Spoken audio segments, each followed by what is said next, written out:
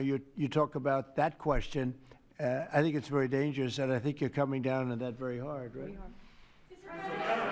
Yeah, please. Sir, Mr. President. Go ahead. Thank you, sir. When you were running for re-election in 2024, you released a video statement where you made this exact promise to show no mercy on the cartels and employ every military asset necessary to combat them. In that same video, you also said that you plan to expose all the bribes and corruptions with politicians and the cartels. We're doing that. Has your we're task trying force to do been that. looking into that in American politicians? Yeah, where the money's coming from. Because you see it. Like even that garbage deal they had this weekend, which was embarrassing to them, and the crowds were the crowds were not big. Those crowds were not big at all.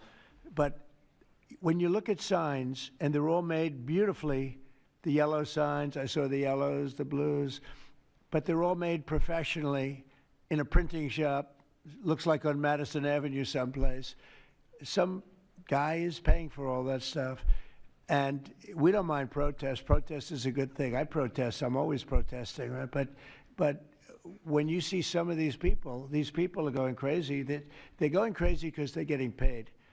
Because there's no reason for them to be going crazy. But you watch some of them, and they're professional agitators, and we are finding out who's paying them. Yeah, we have a lot of information about who they are. You're going to be very surprised when you find out.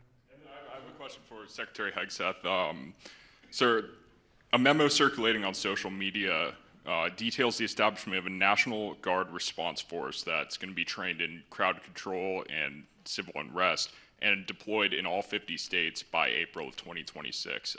Can you verify the authenticity of that memo, and do you have any more information on the operations? I'm not going to answer particulars on something that may be in the planning process, but we definitely do have multiple layers of National Guard response forces, whether it's in each state, whether it's regionally, whether it's Title 10 active duty, whether it's Washington, D.C. We've got a lot of different ways that constitutionally and legally we can employ Title 10 and Title 32 forces, and we will do so when necessary. Thank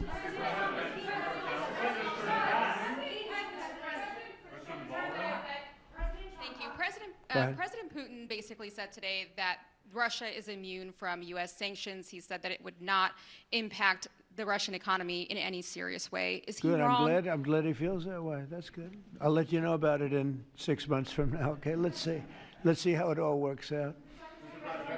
Yeah. Go ahead, please, Blue.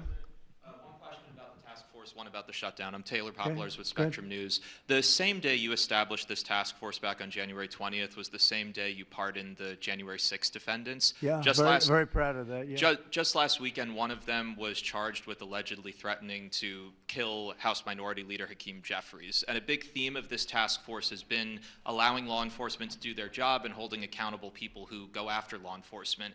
Do you worry that your actions back on day one undermine what this task force is trying to accomplish? No, you have thousands of people that we're dealing with, and you know, if one goes haywire, look at what this guy in Virginia said, where he wanted to kill his opponent. He's going to kill his opponent. He's going to kill his opponent's children.